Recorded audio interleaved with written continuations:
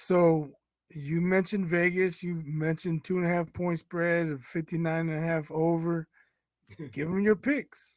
Oh yeah, well, it's gonna be college football picks because I don't know. I've been hot kind of lately. Well, college football, I think if there was a way to pick teams, that would be the easier of the picks. If you're going to make NFL picks and college picks, I think college picks are a little easier than NFL picks because you have grown men who are used to all the habits and bad habits, and it's just very difficult. You can have a team that looks great one week, as you already said.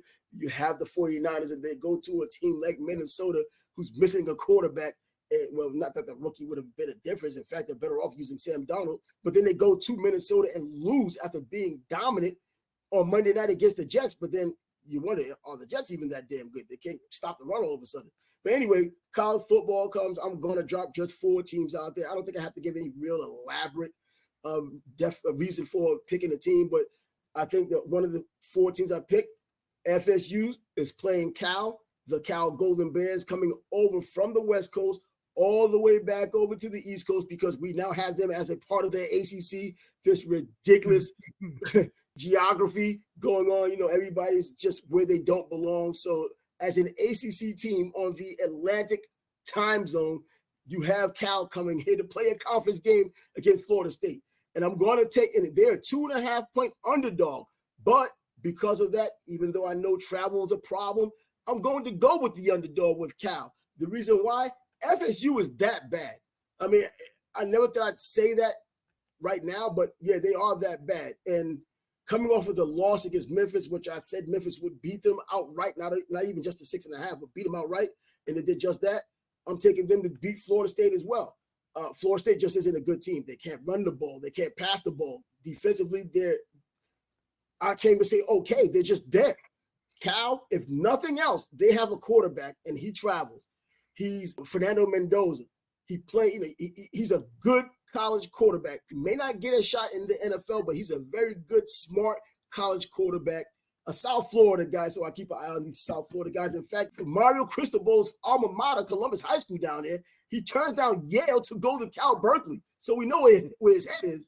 He just went to Auburn, won that game. They come in 3-0, playing against this Florida State team. You can't really look at the record because Auburn was one of those teams, and if there is a worse quarterback than DJ in Florida State, it is Peyton Thorne from Auburn. So, and he threw 4 picks in that game, so he helped Cal out, and they barely won either way, but it still was a road game. So I'm taking Cal plus 2.5 if you want to take that. And then my next game is Rutgers versus Virginia Tech. I've been pimping Kyle Manigault for, off season and now during the season. So why not keep doing it? Rutgers is undefeated. Well, it's only 2 games they've played, but they've been as good as they needed to be, and they're playing Virginia Tech. Virginia Tech, as we know, went to Vanderbilt, lost to Vanderbilt in the opening game.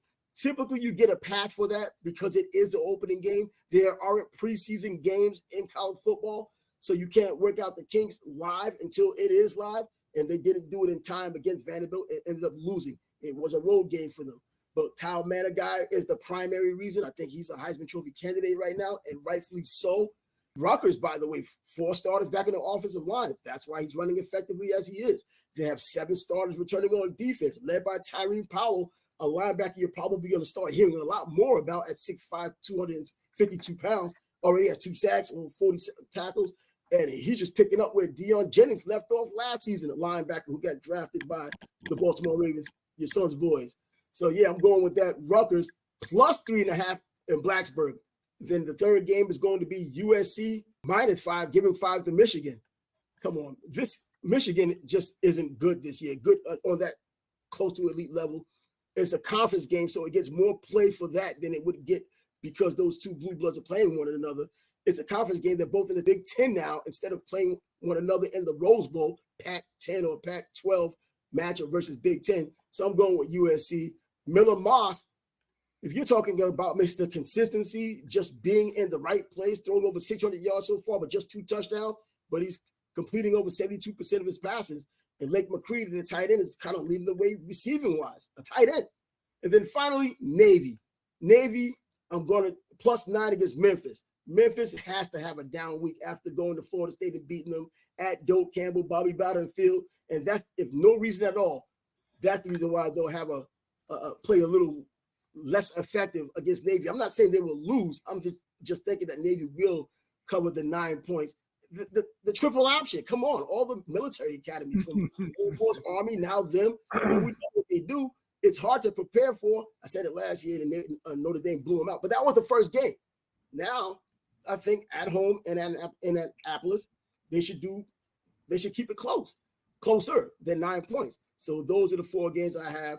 If you want to go through it again, Cal plus 2.5 against Florida State at Florida State, Rutgers plus 3.5 against Virginia Tech on the road in Blacksburg, USC on the road giving 5 to Michigan. I think they should beat Michigan by more than that.